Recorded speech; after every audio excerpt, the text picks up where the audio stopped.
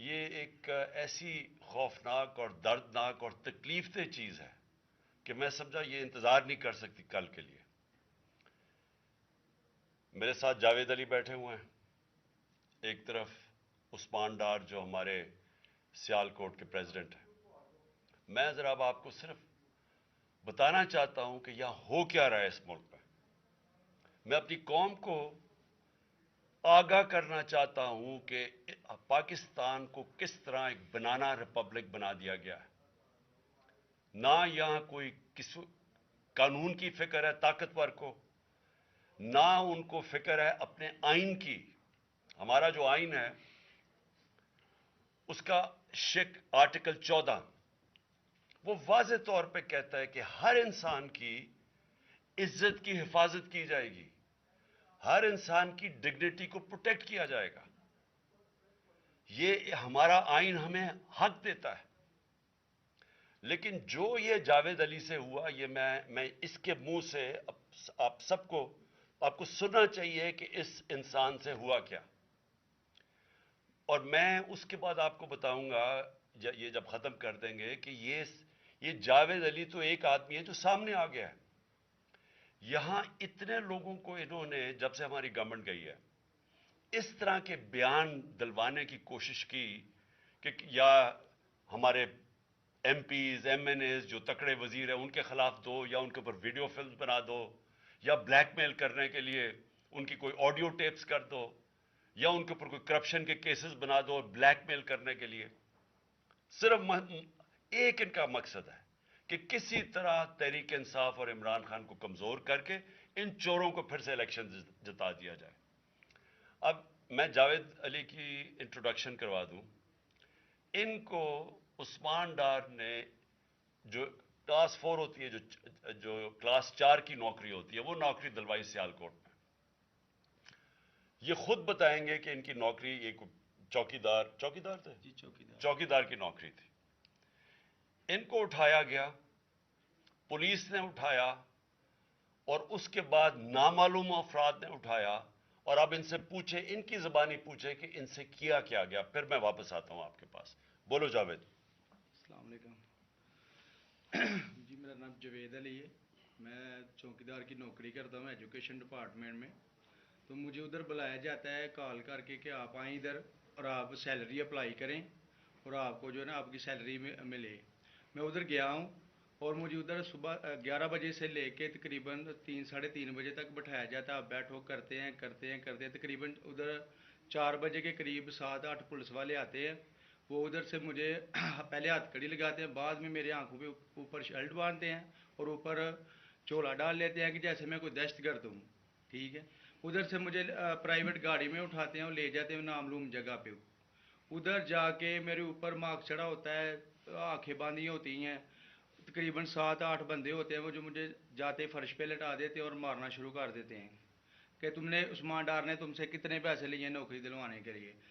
میں کہتا نہیں دیے. پھر بھی مجھے دوسری دفعہ کبھی الٹا لٹکا دیتے ہیں کہ مانو تم نے عثمان ڈار کو پیسے دیے ہیں، کانٹریکٹر سے لے کے پیسے دیے ہیں. جب نہیں مانتا تب بھی مجھے کبھی سیدھا لٹکا دیتے ہیں، کبھی الٹا لٹکا دیتے ہیں.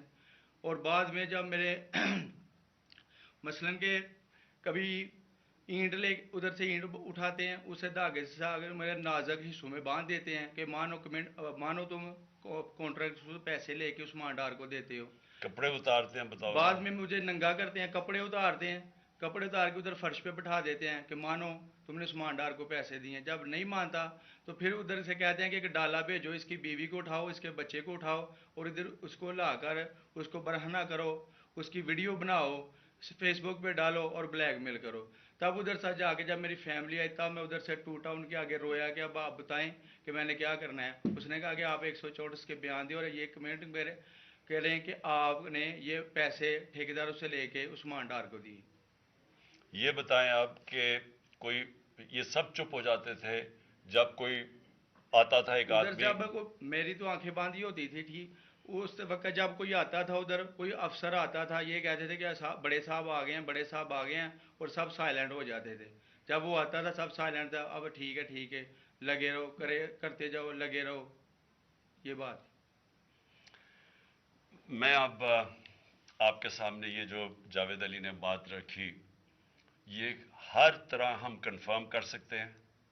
قرآن کے اوپر ہاتھ رکھنے کے لیے میرے سامنے تیار تھے. یہ عثمان ڈار کو پھنسانے کے لیے، اس کو کرپشن کیسز میں لانے کے لیے، یہ ساری چیز، یہ جو اس سے 164 کا بیان دلوایا گیا، اور پھر بیوی بچوں کو ساتھ والے کمرے میں لا کے ان کو کہا کہ اس کو ننگا کریں گے. یہ سیدھی بات بتائے. بیوی کو کہا کہ اس کو ننگا کر کے اس کی تصویریں بنائیں گے اور پھر فیس بک پہ چلائیں گے. میں آج اپنی بڑے رسپیکٹ سے، میں اپنی عدلیہ سے، میں اپنی چیف جسٹس صاحب سے کہنا چاہتا ہوں کہ دیکھیں، میں اب سے نہیں، جب سے ہماری حکومت گئی ہے، میں تب سے کہتا رہا ہوں کہ ہمارے بنیادی حقوق کی حفاظت کون کرے گا. شہباز گل کو اٹھایا، اس کو ٹارچر کیا گیا، اس کو ننگا کیا گیا، اس کو لٹکایا گیا اوپر، اس کو مارا گیا. اس سے بیان دلوا رہے تھے کہ عمران خان کے خلاف سٹیٹمنٹ دو، جو اس کو کہہ رہے تھے عثمان ڈار کے خلاف سٹیٹمنٹ دو. اس کو میں تب بھی، میں نے صرف ایک میرے منہ سے نکل گئی اور غصے میں نکل گئی کہ ہم جس جج نے ان کو ریمانڈ دلوایا تھا واپس، شہباز گل کو واپس جیل میں، جب وہ ٹارچر ہوا تھا، تو میں نے کہا قانونی کارروائی کریں گے. میرے اوپر کنٹیمپٹ نوٹس کیا گیا، لیکن کوئی کسی نے ایک کسٹوڈیل ٹارچر ساری دنیا کے اندر منع ہے. کسٹوڈیل ٹارچر کے اوپر کچھ نہیں ہوا.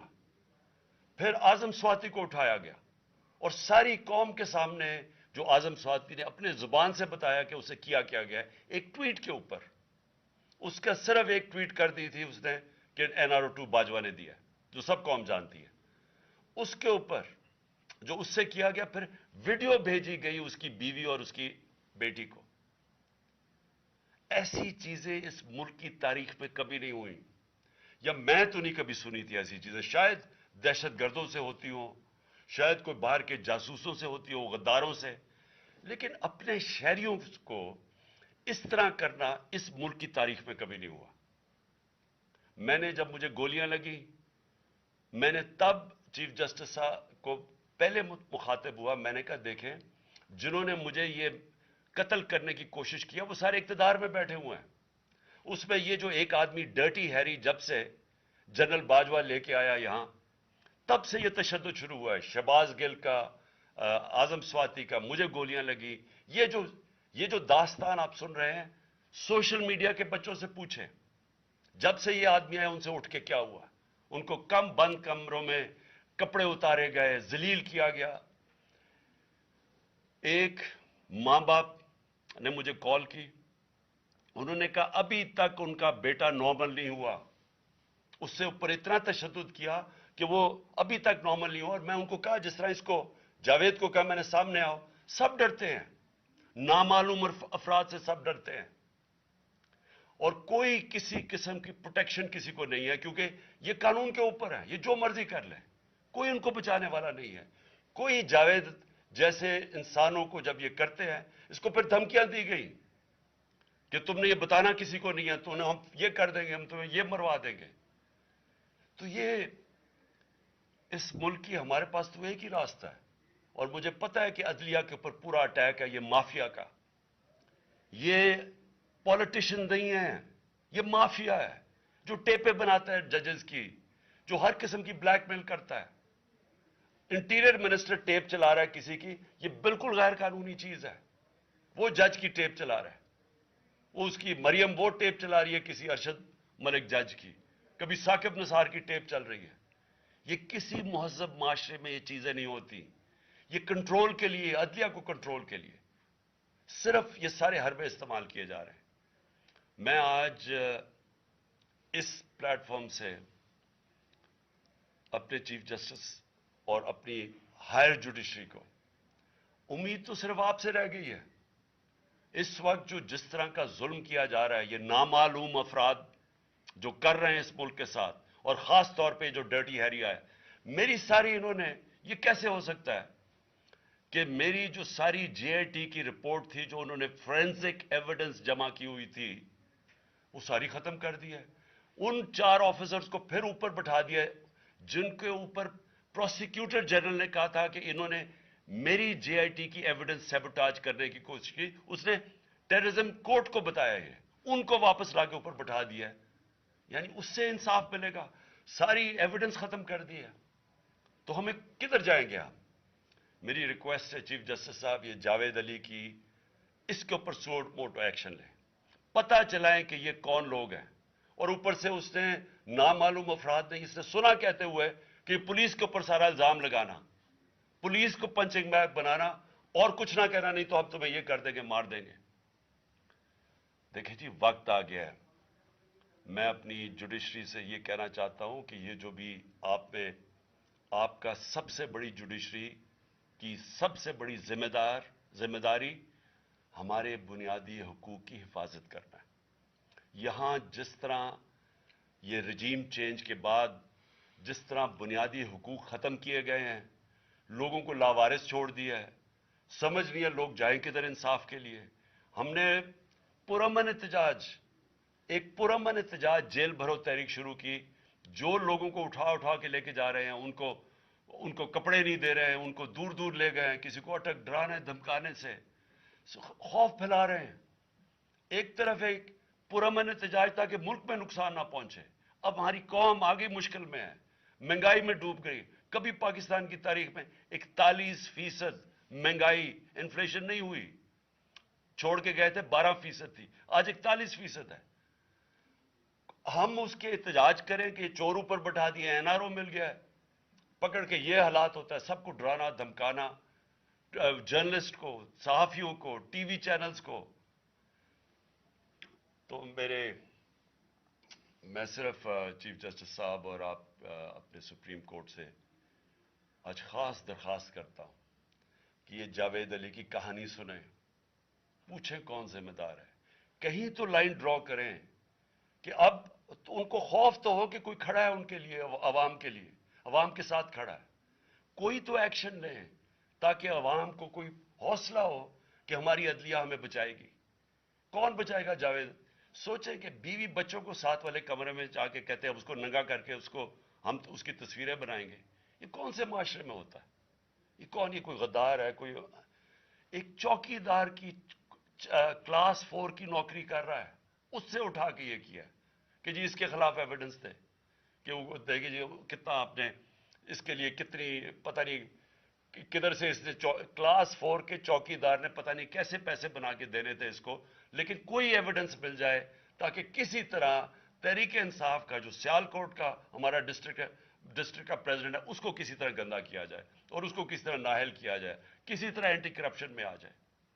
और ये है पंजाब की जो इन्होंने केयर टेकर गवर्नमेंट, ये जो एक बददियानतदार एक मैं इसका नाम मुझे समझ नहीं आता कि ऐसा घटिया चीफ इलेक्शन कमिश्नर इस मुल्क की तारीख में नहीं आया, कि शर्म नहीं आई कि न्यूट्रल केयर टेकर ये हरकतें करता है। ये न्यूट्रल केयर टेकर के नीचे हो रहा है।